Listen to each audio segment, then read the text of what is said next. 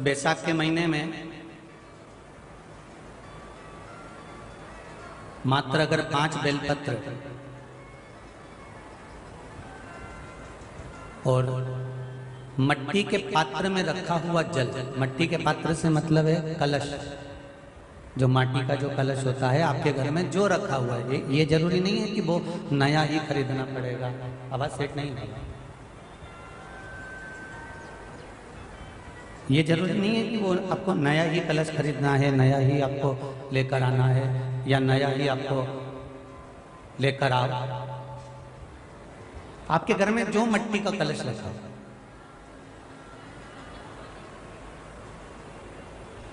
जो माटी का कलश आपके घर में रखा हुआ, 5 बेलपत्र मट्टी के कलश में जो जल भरा हुआ हो वो जल तांबे के पात्र में डालकर शिव जी पे 5 बेलपत्र अशोक सुंदरी वाली जगह पर जो आप लेकर आए हो, 5 बेलपत्र वो अशोक सुंदरी वाली जगह पर समर्पित कर मट्टी के पात्र का जो जल है वो जल बैसाख के महीने में किसी भी दिन, चाहे आप सोमवार को कर लो, प्रदोष को कर लो, चाहे आप शिवरात्रि पे कर लो बैसाख महीने की, तो आप अगर उस मट्टी के कलश का जल या पात्र का जल शंकर भगवान को 5 बेलपत्री अशोक सुंदरी वाली जगह पर समर्पित कर जल अगर चढ़ा देते हैं तो महाराज ये उदर से जो जुड़ी हुई परेशानियां जो मनुष्य को झेलना पड़ती है, चाहे भोजन नहीं पच रहा हो, चाहे उदर में पत्थरी हो रही हो या कोई अनेक परेशानियां जो उदर से जुड़ी हुई होती है, बैसाख के महीने में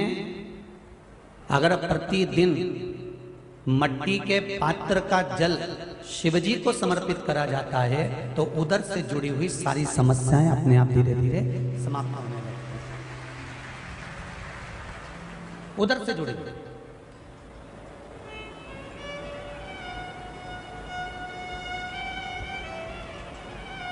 और जितने भी लोग कथा श्रवण कर रहे हैं, चाहे आस्था चैनल पर सुन रहे हो, चाहे फेसबुक यूट्यूब पर सुन रहे हो, चाहे इस पावन मायापुरी में श्रवण कर रहे हो,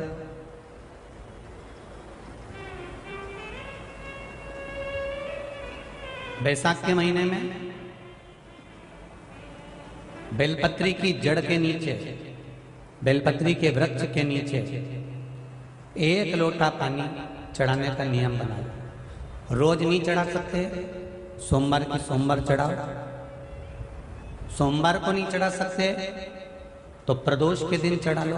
प्रदोष को नहीं चढ़ा सकते तो जो बैसाख के महीने में शिवरात्रि आएगी, आप उस दिन भगवान शंकर को बेलपत्री के वृक्ष के नीचे जल चढ़ा लो। क्या होगा उससे?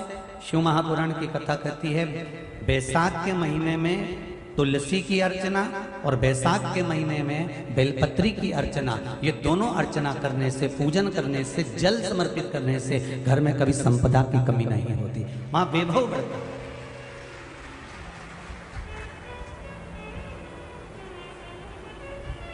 वहां संपदा की कोई कमी नहीं आती, वहां वैभव बढ़ता है महाराज।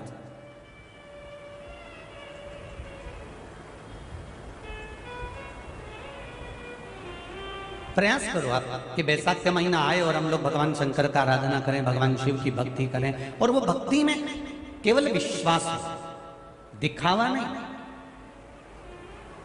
आपको पहले भी कथा में कहा कि भगवान को ना तो ढोंग पसंद है ना प्रपंच पसंद।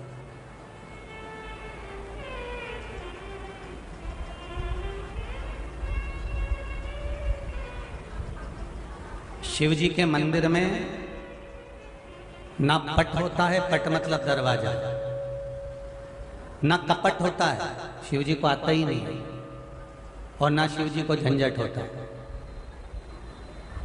ना पट है, ना कपट है और ना झंझट है। शिव को ये प्रिय है ही नहीं।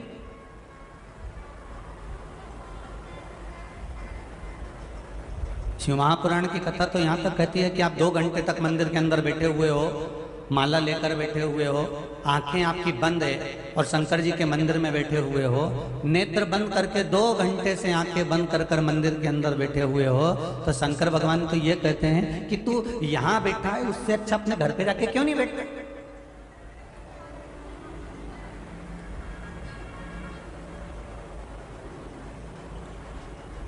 पहले भी कथा में कहा, राम मंदिर में बैठने की जगह होती है, कृष्ण मंदिर में बैठने की जगह होती है, देवी जी के मंदिर में बैठने की जगह होती है, सारे देवी देवताओं के मंदिर में बैठने की जगह होगी, पर शिव जी का जहां गर्भगृह होता है उसके अंदर बैठने की जगह नहीं होती है, क्योंकि लोग इतना पानी ढोल कर जाते हैं कि साड़ी में ऊंची कर धीरे से जल चढ़ाना पड़ता है।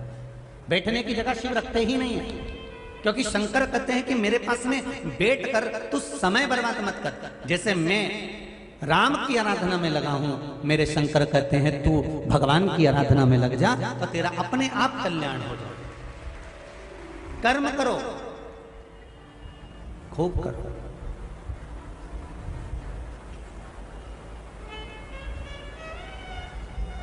कर्म करते करते आप भगवान का भजन करो, कर्म करते करते भगवत स्मरण करो, कर्म करते करते भगवत नाम कीर्तन करो, कर्म के साथ में जोड़ दो।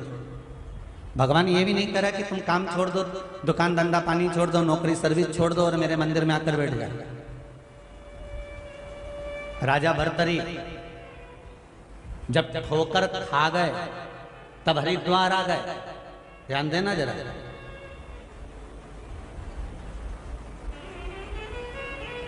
शिव महापुराण की कथा कहती है जब सारे द्वार बंद हो जाते हैं तब एक ही द्वार खुला रहता है। जम के बोलो जरा, कौन सा द्वार? हरिद्वार। सारे द्वार जब बंद हो जाते हैं, घर के लोग धक्का दे दें, अपशब्द कह दें, ताना दे दें, गाली दे दें, आड़ा टेढ़ा बोल दें और फिर लोग नी पूछें और आड़ा टेढ़ा कहकर जब घर से निकाल दें और जब सब तरह से धक्के मिलते हैं और व्यक्ति जब आखिरी में घबरा जाता है, तब जाकर अंतिम बिंदु में फिर वो किसके द्वार जाएगा? तो भगवान कहते हैं कि जब सबके द्वार बंद हो जाएं, परिवार के द्वार बंद हो जाएं, कुटुंब कबीले के द्वार बंद हो जाएं, नाते रिश्ते वालों के द्वार बंद हो जाएं, तब तेरे लिए मैंने एक द्वार बनाकर रखा है जिसका नाम है हरिद्वार। तो यहां आ जाना, मेरी शरणागति में। और मेरी शरणागति में आकर तो यहां आकर भगवान का भजन करना, कीर्तन करना।